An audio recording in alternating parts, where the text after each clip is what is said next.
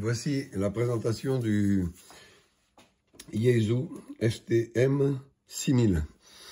Il s'agit d'un poste VHF-UHF, donc double bande, à façade détachable, qui permet donc de travailler en 140 mégas environ et 440 mégas environ.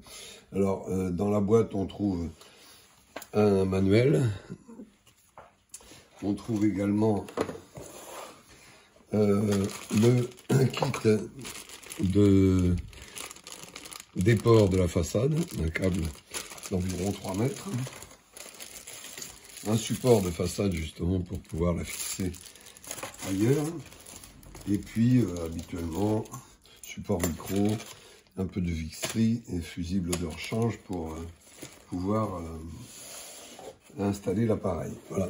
Donc, vous avez aussi, bien évidemment, principalement le poste, qui est en fait une base de FTM 300, mais en version, on va dire, simplifiée. Donc, sans la partie numérique. Le micro est d'ailleurs le même que sur le FTM 300. Le support est identique aussi, et c'est un support à clips qui se glisse sous l'appareil, comme ceci, et qui vient se verrouiller avec une petite verrouillage sur le côté. Sur la façade, vous avez, enfin la façade, derrière la façade, vous avez donc le câble qui permet de le relier à la façade, qui se met donc dans sa partie courte, ce petit câble, et le grand câble que je vous ai montré tout à l'heure. Là, ici, se branche le micro, avec une prise type RJ12. Voilà. Et vous avez la prise micro USB qui permet de raccorder le câble qui est fourni aussi avec le petit câble micro USB qui permet de faire les mises à jour, éventuellement de firmware. Donc le câble ensuite se branche à l'arrière de la façade ici. Lui, il est un câble RJ45. Et il vient se brancher à l'arrière de la façade. Il s'enclipse. Voilà qui est fait. Donc la façade ensuite s'enclipse sur l'appareil en prenant soin de passer le câble du micro sur la gorge qui est prévu à cet effet. Voilà. Donc il est fourni également avec un câble d'alimentation 12 volts avec deux fusibles de 15 ampères. Voilà, qui permettent largement d'aller le brancher sur une alimentation 12 volts ou une batterie.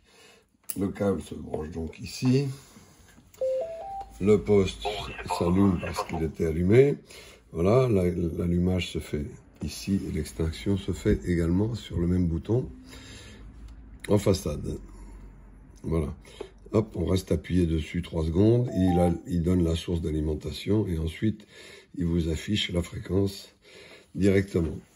À l'arrière du poste, vous avez une ventilation avec un tunnel de ventilation qui refroidit bien l'appareil, une sortie d'antenne en PL 259, un jack haut-parleur extérieur, une prise data. Et cette prise-là, extérieur B, c'est la prise qui est sur le boîtier du FTM 300 qui sert à la deuxième bande. Puisque lui, il est en bibande, mais qui ne sont pas simultanés. Vous choisissez l'une ou l'autre sur, justement, les touches de façade. Ici, hop, vous passez les bandes UHF. Voilà, après, en appuyant sur le rotateur, vous pouvez sélectionner les mégahertz directement et après vous changez les décimales ici. Voilà, vous avez une bande également en très haute bande. Vous avez aussi la bande aviation qui est couverte en AM aussi et la bande VHF bien sûr. Vous avez des touches à accès rapide au menu. Vous avez une première couche de menu simple que vous pouvez personnaliser même éventuellement, avec les fonctions principales que vous souhaitez. Voilà, par exemple, ici, on règle la puissance. Et directement, en une touche, vous appuyez sur le rotateur et vous touchez les puissances hautes, moyennes ou basses. Voilà. Hop, vous rappuyez sur la touche menu ou sur la touche back pour revenir en arrière. Vous sélectionnez les fréquences ici. Et si vous faites un appui long sur cette touche-là, vous êtes sur l'intégralité des menus où vous pouvez tout régler, le pas de fréquence, le type de squash, le TOT, le wide ou le narrow, etc., etc. Enfin, tous les menus les plus développés en appuyant sur cette touche-là. Voilà. Et quand vous validez, vous restez appuyé dessus. Et pour faire back, vous revenez sur la touche back ici. Ici, vous pouvez régler directement le squash au niveau que vous souhaitez. Voilà. Voilà, hop, on appuie, squash 1, et c'est bon. Voilà. Et là, vous avez des menus d'accès rapide à la touche Home. Et donc, vous pouvez faire de l'enregistrement de mémoire très rapide, etc. Enfin, c'est le nouveau menu Yaesu qui sont un petit peu simplifiés. Pour verrouiller l'appareil, vous restez appuyé sur la touche Power moins longtemps que là. Voilà, là, ça l'éteint. Vous restez un appui bref sur la touche et ça verrouille l'appareil. Il est verrouillé, vous ne pouvez plus toucher qu'au volume ou au PTT. Vous avez sur le micro le rappel de toutes les fonctions. Ici, que vous pouvez même éventuellement personnaliser. Vous pouvez muter le son, vous pouvez taper des codes DTMF directement au clavier et vous avez des touches personnalisables en bas du micro et les touches de montée rapide des fréquences ici sur le dessus. Voilà. Voilà, c'est un appareil donc biband en mode alterné, on va dire. Et là, vous appuyez dessus pour le déverrouiller. Il a un écran bien lisible, très clair, comme vous pouvez le voir. Voilà, je vous fais un gros plan à la fois sur l'écran et sur les fonctions. C'est donc un poste de bonne fabrication, ventilé avec un tunnel de refroidissement qui ressort l'air par en dessous et des commandes facilement accessibles. Donc VHF, UHF en émission et avec une plage assez large en réception.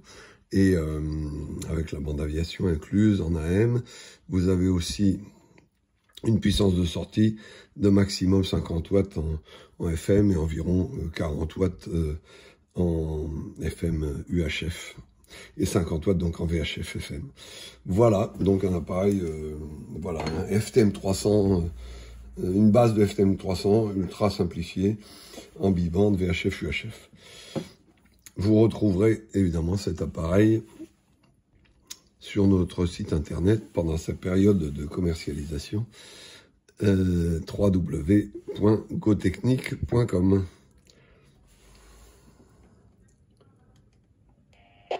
le gamin est du côté de Paris, hein. Lui il vient d'arriver, hein, place aux jeunes. Hein. Et c'est évidemment l'endroit où être pour sa carrière, hein, c'est évident. Voilà, une bonne qualité audio également. Merci de votre attention. Au revoir.